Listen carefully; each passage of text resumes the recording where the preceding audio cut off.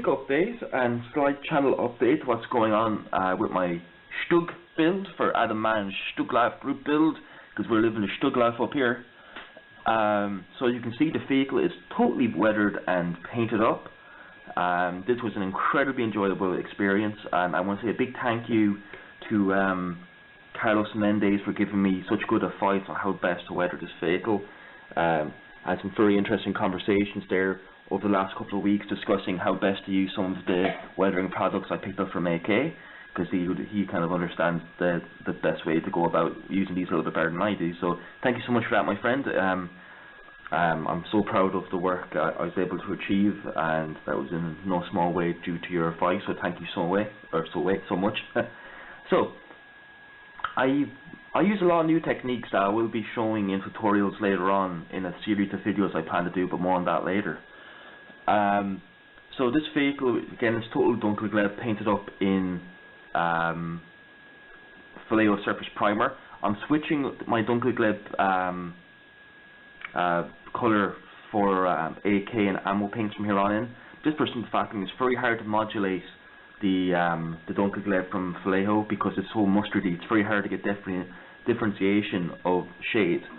A lot of the pre-shading and panel highlights I did, I don't only do true modulation, I just do panel highlights.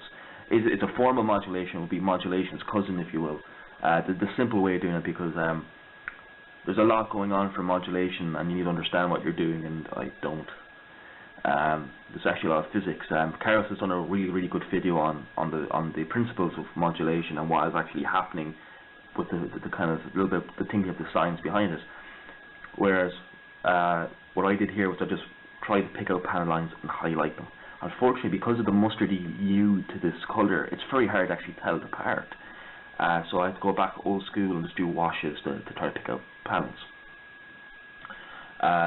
Then everything got panel washed using the Octung, what's it called? No, the MIG washes, the modelling oils developed by MIG. And I just used their shadow brown. It's probably one of the colours I use the most. It's basically a very deep umber.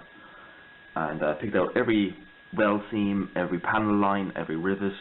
Came in then with some rust, and just applied some rust here and there. Only surface rust, basically just around some bolt heads here on the shores and mounts.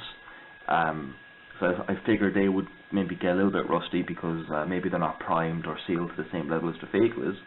And that's about it. I didn't want to rust up this vehicle too much, with the exception of the muffler. And even then, mufflers, unless they've been in service for like 4 years of continuous combat, they're not going to be as badly rusted up as you may think they are. So try to keep them kind of muted in their rust, which you'll see when the model does another couple of degrees turn there, and you'll see how I've done the muffler. So, as you might recall, a couple of months ago, I picked up many colours, or many sets from AK. You know, I just had a couple of extra euros lying around, and I decided to go a bit mad. On second thought, I should ask them to supply the samples, but it didn't occur to me. But well, you know, so I just picked them up, and I don't regret buying them one bit, because I'm a big believer that having a good set of weathering products really does help you. You know, it gives you a solid place to start. So, after discussing it with Carlos how best to use it, because I was using pigments the wrong way, very bad, very much so. I think many modelers make the same mistake with pigments. I was using the wrong way. I was just stepping it onto the model, and I could never really understand why I wasn't getting the effect I wanted. So what I did was, after I did the basic weathering of this vehicle, as in the chips, the filters and oils, I give the entire model a very gentle dust coat. And for that I use Vallejo Surface Primer Desert Tan. Keep my PSI relatively low, keep my model, my brush some distance away from the model, at least 12 inches away from the model, and keep it very watered, and I just quickly pass and lay down a very light diffusing layer of dust. It's a really nice way of making everything fit together. Actually, you do it at the very end before you start putting in your mud, because that's realistically the first layer of weathering these vehicles would have got in real life, was a layer of dust. And that could be simply as when they're loaded onto the railway wagon sent to the front, they will pick up dust. So once that was dry, sealed the model just to protect all the work I had done, and then I began the weathering process. The tracks were done separately, as were the running gear, but weathered in the same way, and weathered all in the same sitting. So what I did was I had four AK enamel-based earth washes, and those ones were Earth Effects, Mud Effects, Fresh Mud, and Kursk Earth. And what I did was I mixed plaster into them. Basically, I decanted some of them into some bottle caps, mixed a bit of plaster into the decanted washes, made a bit of a kind of a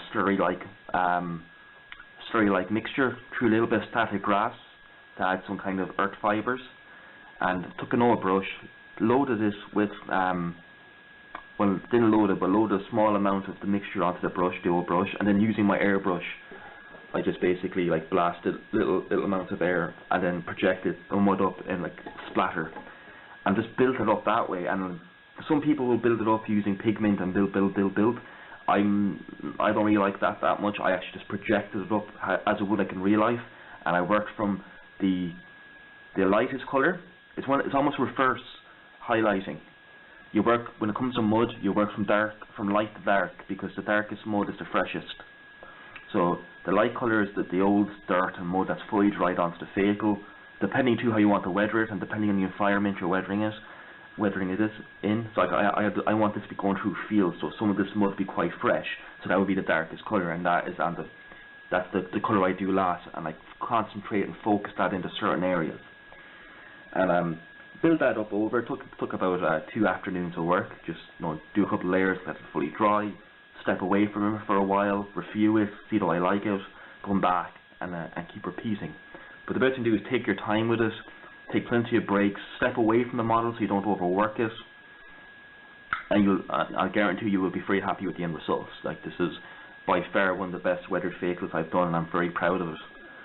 Then once I was done, I came in with some amount of little pigment here and there and just tapped in tiny amounts of pigment in certain areas just to add a little bit of differentiation of tone.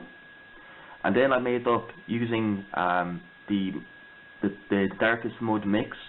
I mixed in a bit of PVA and a little bit of static grass to make some kind of like dried clumpy mud, and actually took that mixture and stippled it into certain parts of the model. You can see here on the fenders mud build-up, as in like dried, like muddy grass thrown up. Same here at the bottom. Unfortunately the angle isn't too good, but you can see it here on this fender. And that simulated, and I did the same too for the tracks, and that simulated like, you know, clots of mud and dirt being thrown into the running gear. Because if you look at whether they be modern day vehicles or World 2 vehicles, they took half the bloody field with them when they were driving, you know. And there's several guys in the community who are ex-tank crewmen who will attest to that, you know. So once that was done, I began then to add some of the oil. So I used it from the AK aircraft range, which is their kerosene and oil. However, it'll work just fine for armour. Just because it says aircraft doesn't mean it can't be used anywhere else. It's just a label after all. So I put a bit of oil here and on this tarp, just to add a little bit of difference. And then on all the road wheels and sprockets, I actually started using, and if you note, you can see I put in all the wheels oil stains from like all originating from the center point of each hub. You'll see a little dot, a little crevice. They're like the actually oil nipples where the lads used to put grease into the road wheels to help them move. So they'd all often leak and have them coming from different directions and seeping in different ways, just to add visual interest to the vehicle. And same with, I actually have a few fuel stains coming out of the fuel caps, which is a little bit hard to see from this angle. So in all, on this way now just to develop the base for this, and I'll be doing a full tutorial on how I make diorama bases. It's a very simple process, and you can get a very nice result out of it. So it's perfect for anyone who's just starting off in dioramas and wants a little idea on how best to make cheap diorama very quickly. And then I'm also working on a tutorial on the figure for this diorama, which is the Brad Pitt's War Daddy figure from Bravo 6. He's about 65% of the way there now. I'm still filming that and editing that up. There's a lot of edits. There's a new format I'm doing my editing in. So when that video goes up, please give me your feedback on that. And just before I close up this video, I'm also going to be starting a full how to build armor series using the Tiger 1 from Tamiya that I reviewed there last week.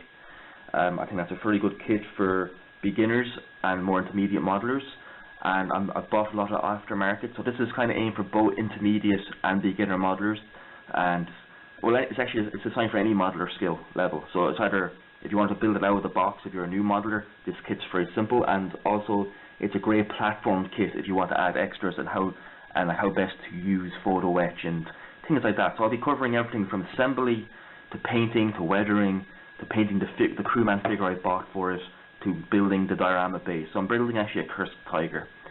So that'll be a very interesting build, and the way I'm doing my painting tutorials from here in is going to be the same the same format. So best way to get as much information yet condense the video as much as possible to keep it nice, quick and moving.